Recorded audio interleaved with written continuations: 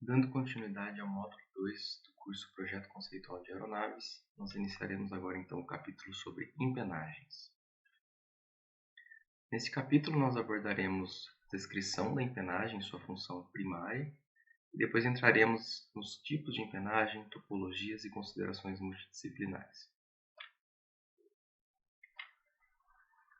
Então, o que são empenagens? Empenagens são superfícies sustentadoras cuja finalidade é prover estabilidade, controle e trimagem nos eixos longitudinal, movimento de arfagem, direcional, movimento de guinada, e em alguns casos também lateral, movimento de rolamento. Vamos falar agora sobre os tipos de empenagem, topologias e considerações multidisciplinares.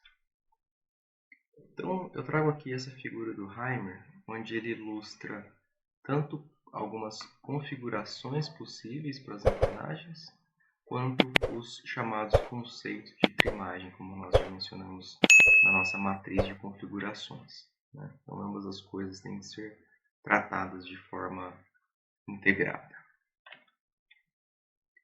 E, bom, para começo de conversa, por que a empenagem convencional recebe esse nome, né? Por que ela é chamada de convencional? Se a gente voltar aqui atrás, nós temos aqui a empenagem convencional, cauda inteiro, cruciforme, H e outros tipos aqui, né?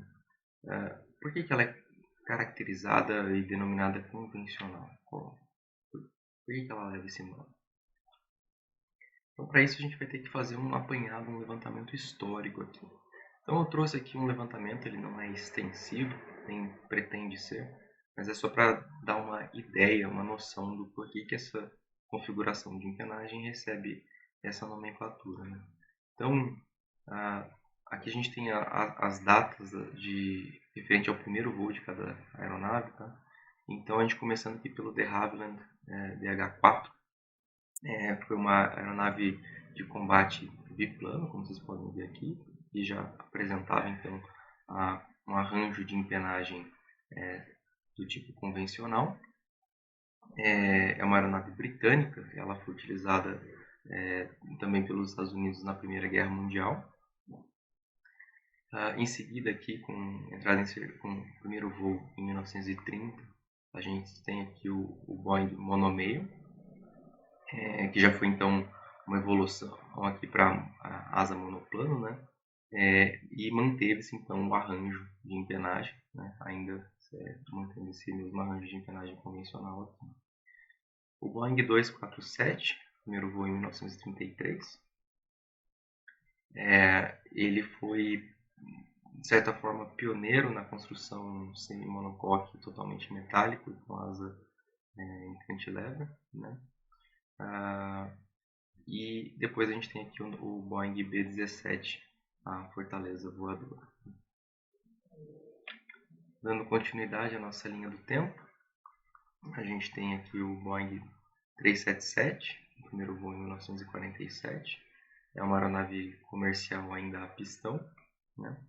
E logo em seguida, aqui em 1952, a gente tem o bombardeiro estratégico B-52, que ainda está em serviço mais de 70 anos depois do primeiro voo, e existem programas previstos aí de revitalização e remotorização para manter em serviço mais tempo aí, né? Então, realmente um exemplo de aeronave com elevada longevidade, e aqui com o arranjo de empenagens convencional.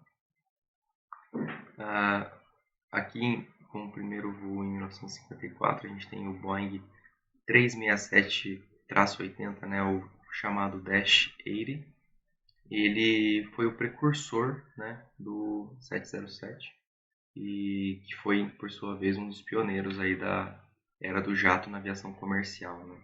E notem aqui que quando a gente migra para as aeronaves a jato, né, a gente também observa aqui a evolução da forma de planta da asa, já apresentando aqui enflechamentos, né, por conta das maiores velocidades envolvidas, né?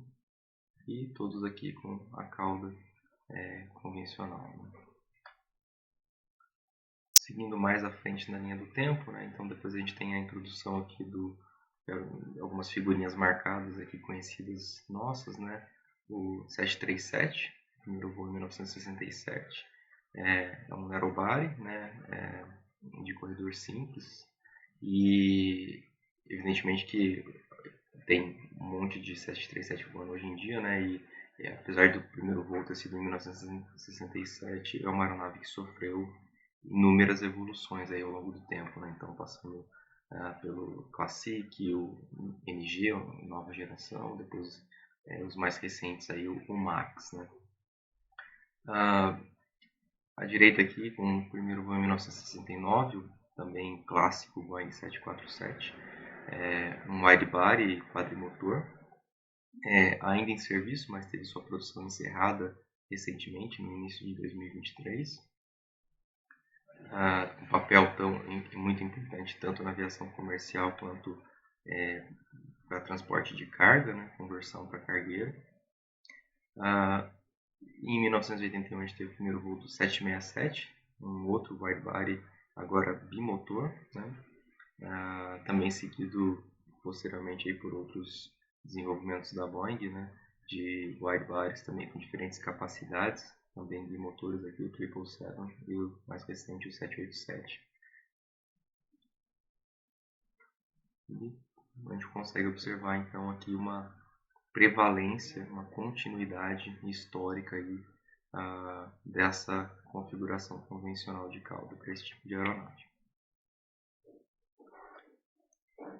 Bem, até agora a gente tem visto aqui a nossa linha do tempo seguindo aí um fabricante notório, né, e histórico, mas aqui eu trago esse outro slide aqui também para enfatizar que não é uma característica necessariamente de know-how de um fabricante específico, né? Então, se a gente voltar um pouquinho atrás da nossa linha do tempo aqui, lá para 1972, com o primeiro voo do Airbus A300, né? Então, o Airbus também entrou no mercado de aviação comercial e começou ali o duopólio, né? A briga grande ali entre Boeing e Airbus, que perdura até os dias de hoje, né?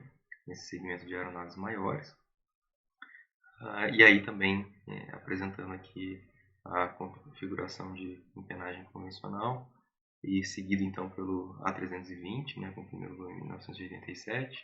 Similarmente, o A320 também vem tido aí inúmeras evoluções ao longo do tempo, né? O A340, o primeiro voo em 1991, também com esse mesmo arranjo. O A330 em 1992. O A380, uma nave bastante grande aí, um desafio bastante grande, uma aposta da Airbus, né?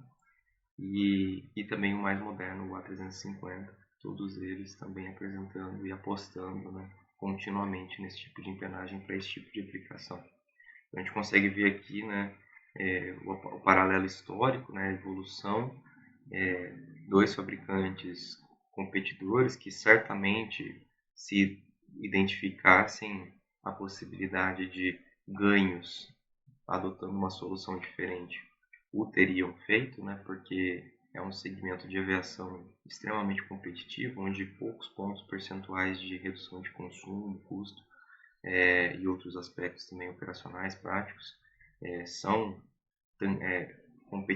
trazem uma competitividade tangível, né? Então fica aqui então a mensagem, né, de que esse tipo de solução ganhou o seu lugar aí realmente ao longo do tempo, né, por algum motivo, né?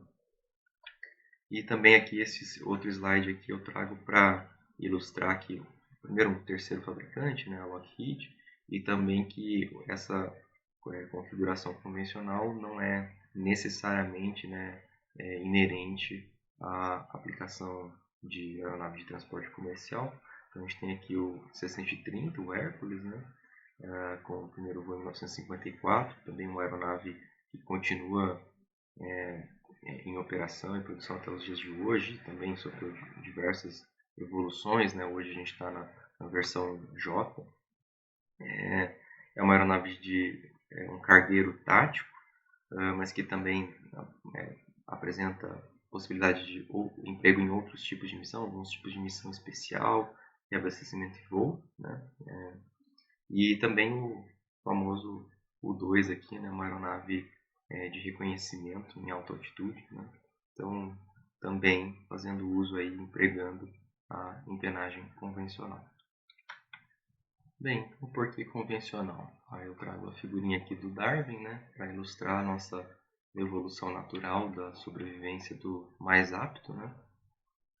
E no final do dia a resposta para isso é que ela tem um bom compromisso, né? Um bom compromisso entre a área molhada do conjunto, arrasto de interferência, simplicidade construtiva, peso, custo, para prover níveis apropriados de estabilidade e controle. Então, retomando lá a nossa função primária da empenagem, né?